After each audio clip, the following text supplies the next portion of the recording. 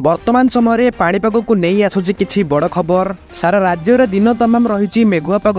अन्यपटे landfall करिछि बात्या Remal प्रभाव में अति भयंकर परिस्थिति देखा जाउछि। बड़ बड़ गछ उपुड़िबा सहित घरर कांथ मध्य भुसुड़िबा कथा सामना को आसुछि।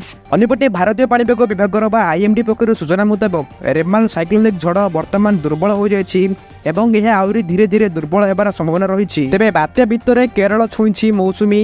आउ किछि दिन पर यह ओडिशा मध्य प्रवेश करिबो। फल राज्य में वर्षा तमाम देखा मिलिबो। अन्यपटे आसंता 24 घंटा मध्य 6 ରୁ 7 जिला गुड़िक हालकर मध्यम धरणर वर्षा हेबा नहीं पाणीपाग विभाग पक्षर सतर्क सूचना जारी कर जायछि। सही जिला गुड़िक कौन कौन एवं बात्या को नहीं कौन रही बड़ अपडेट चलतु देखा। किंतु ता आगर आपण माने वीडियो को लाइक करनियंतु ता सहित चैनल को सब्सक्राइब करी आपण मानकर केउ जिला कमेंट कर जणांतु। बात्या रेमाल प्रभाव में राज्यर किछि स्थान में वर्षा हेबा सहित पाग मेघुआ रही। एने भुवनेश्वर स्थित आंचलिक पाणीपाग केन्द्र पक्षर सूचना दिया जायछि। तेबे सूचना मुताबक आगको मौसुमी आसुथिबारु राज्य में हिट स्थिति देखा जिबार संभावना नहीं। तेबे किछि स्थान में बिजुली घड़घड़ी सहित वर्षा हेबा नहीं आकलन करा जाउछि। अन्यपटे आसंता 5 दिन में दक्षिण पश्चिम मौसुमी केरल छुईबा नहीं भारतीय पाणीपाग विभाग पक्षर आकलन करा जाउछि एवं एथिपई पाग मध्य अनुकूल रहिछि। भीषण रूप धरी बांग्लादेश और पार्श्ववर्ती पश्चिमबंग में व्यापक क्षयक्षति करने पर एबे दुर्बल होबार लागिछि बात्या रेमाल। लैंडफॉल पर धीरे धीरे दुर्बल होउछि बात्या रेमाल। पश्चिमबंगर अनेक सहर एथिरे सबुठु अधिक क्षतिग्रस्त होइछि। अनेक क्षयक्षति हेबा सहित गछ पड़ी रास्ता अवरोध एवं विद्युत सेवा विच्छिन्न मध्य हो जाइछि। या पर उद्धार टीम पहुंची रास्ता सफा करबा सहित क्षयक्षतिर स्थिति सुधारुछन्ति। बंगोपसागर रे सृष्टि होइतिबा बात्या रेमाल काली मध्यरात्र रे लैंडफॉल प्रक्रिया आरंभ करिथिला। बांग्लादेश पार्श्ववर्ती पश्चिमबंग उपकूल को सागर द्वीप और खेपपुरा मध्य लैंडफॉल करबा पर प्राय 4 घंटा धरी जारी रहितिला यार प्रक्रिया। लैंडफॉल बेले पवन रे बेग पाखापाखि 120 किलोमीटर रहितिला। तेबे लैंडफॉल पर बांग्लादेश उपकूल और पार्श्ववर्ती पश्चिमबंग रे तांडव रचिछि बात्या रेमाल। फल पश्चिमबंग और बांग्लादेश रे व्यापक क्षयक्षति मध्य होइछि। विभिन्न स्थान में बड़ बड़ गछ उपुड़िबा सहित घर भांगी। एरे प्रभाव में पश्चिमबंग और बांग्लादेश में जारी रही वर्षा।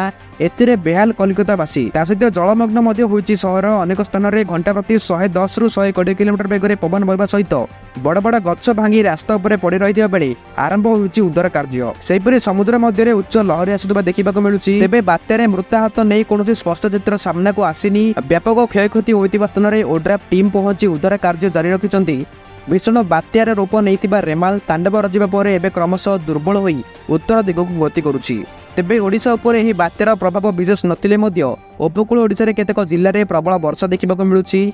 बात्या प्रभाव में उपकूल ओडिशा रे राति तमाम झिपझिप वर्षा मध्य होइछि। जाजपुर केन्दुझर भद्रक बालेश्वर केन्द्रापड़ा जगतसिंहपुर जिल्लार विभिन्न स्थान में प्रबल वर्षा मध्य देखिबाक मिलुछि। सेपटे 2 दिन पाग सामान्य आश्वस्ति आनी दैथिबा बेले आज राज्य में पुणी थे तापमात्रा वृद्धि होगा नहीं आकलन करुछि आंचलिक पाणीपाग केन्द्र। अन्यपटे उत्तर भारत में एवं भीषण गरम पड़ुछि किंतु दक्षिण भारत में यार संपूर्ण ओलटा पाणीपाग जारी रही।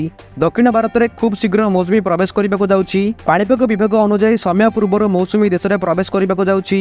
फल देशवासी को यह भीषण गरम आश्वस्ति मिलने जाउछि। भारतीय पाणीपाग विभाग आईएमडी ए संपर्क में एक बड़ अपडेट प्रदान करिछि। मौसुमी प्रथमे केरल में खूब शीघ्र प्रवेश करने जाउछि। प्रति वर्ष जून 1 ରୁ जून 4 तारिख मौसुमी केरल में प्रवेश करे किंतु चलित वर्ष आगामी 4 तारिख मध्य मौसुमी प्रभाव में प्रबल वर्षा होबार संभावना रही। ए बाबद आईएमडी महानिदेशक मृत्युंजय महापात्र कहते जे मौसुमी प्रवेश शीघ्र नुहे। तेबे मौसुमी प्रभाव में केरल में वर्षा होबार संभावना रही। पाणीपाग विभाग कही अंडमान और निकोबर स्वाभाविक समय 3 दिन आगु गत 19 तारिख में मौसुमी पहुंची सारी।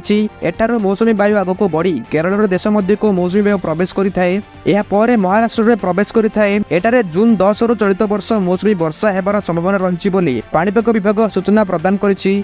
आसाम मेघालय नागालैंड मणिपुर मिजोरम त्रिपुरा और सिक्किम रे 27 किंबा 28 ରୁ वर्षा आरंभ होपरी अरुणाचल प्रदेश में 27, 29 और 30 तारिख में प्रबल वर्षा होने संभावना रही।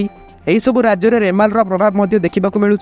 पाणीपाग विभाग कही बात्या रेमाल दुर्बल होउछि। उत्तर बंगोपसागर में प्रबल घूर्णिबलय वर्तमान उत्तर दिगक गति करुछि। एही बात्या बांग्लादेश अतिक्रम कर पश्चिमबंगर मंगोला रे दक्षिण पश्चिम निकट सागर द्वीप एवं खेपुरा मध्य पश्चिमबंग उपकूल दे जाइछि। वर्तमान धीरे धीरे यह प्रभाव ह्रास पाइबार लागिछि। बांग्लादेश रे प्राय 8 लाख लोकंकु स्थानांतरण कर जायथिबा बेले पश्चिमबंग रे प्राय विभिन्न स्थान में गछ उपुड़िबा सहित घर मध्य भांगी जाइछि। आज मध्य पश्चिमबंग और बांग्लादेश रे जारी रहिछि वर्षा। तलभाग छुईबा पर रेमाल दुर्बल होई बात्यारे परिणत होइछि। अन्यपटे बात्या रेमाल पाई रेल सेवा और विमान सेवा मध्य प्रभावित होइछि। परिस्थिति को नजर रखी कोलकाता विमान बंदर 26 मे मध्याह्न 12 ରୁ 27 मे राति 9टा पर्यंत किछि विमान सेवा को बातिल करिछि। कोलकाता एवं अन्य विमान सहित अन्य समस्त एयर इंडिया विमान बातिल करा जाउछि। घूर्णिबलयर आशंका थिबारु भारतीय रेलवे अनेक ट्रेन को बातिल करने सहित किछि ट्रेन रो गतिपथ परिवर्तन करुछि। तेबे बात्या रेमल प्रभाव एक मर्मद घटना सामना को आसुछि। रविवार राति बांग्लादेश उपकूल मध्य बात्या रेमल अवतरण करने पर कोलकातार कांथ भुशुड़ा कारण जड़े व्यक्ति मृत्यु घटी। सोमवार दिन यह भारतीय पाणीपाग विभाग आईएमडी कही रेमाल साइक्लोनिक झड़ दुर्बल हो जाए आहरी धीरे धीरे दुर्बल होबार संभावना रही। जड़े व्यक्ति मृत्यु व्यतीत सुंदरबांसर गोसेवा अंचल में अन्य जड़े व्यक्ति आहत होती।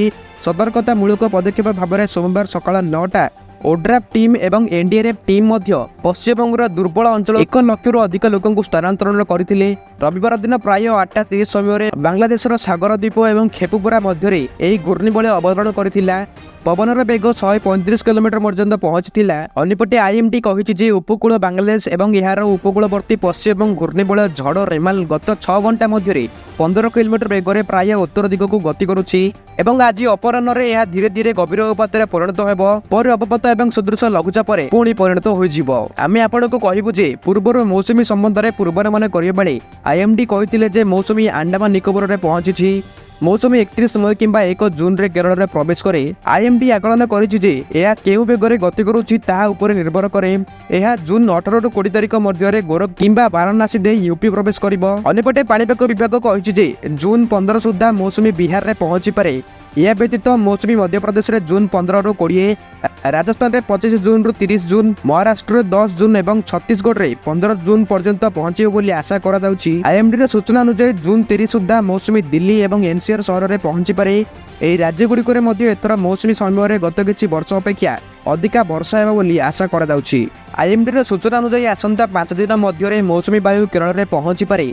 पाणीपाग विज्ञानी माने कहते समय मध्य केरल में मौसुमी आरंभ परिस्थिति अनुकूल होबार संभावना रही। तेबे आसंता 24 घंटा मध्य ओडिशार मालकानगिरी, कोरापुट, रायगड़ा, केउंझर, मयूरभंज, जाजपुर, भद्रक एवं बालेश्वर जिला को येलो वार्निंग जारी करा जायछि। एहि सब जिला गुड़िक गोटे किंबा 2 स्थान में हालुका वर्षा हो पारे।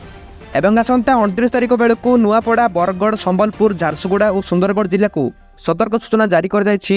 तेबे आसंता 29 रु 1 तारिख मध्य केउंझर, मयूरभंज, बालेश्वर, भद्रक, केन्द्रापड़ा, जगतसिंहपुर, कटक एवं जाजपुर जिला को सतर्क सूचना जारी कर जायछि। एही सब जिला गुड़िक गोटे किंबा 2 स्थान में हालुका वर्षा हो पारे। एवं आसंता 1 रु 3 तारिख मध्य राज्यर प्राय सबु अंचल में वर्षा देखा मिलिबो।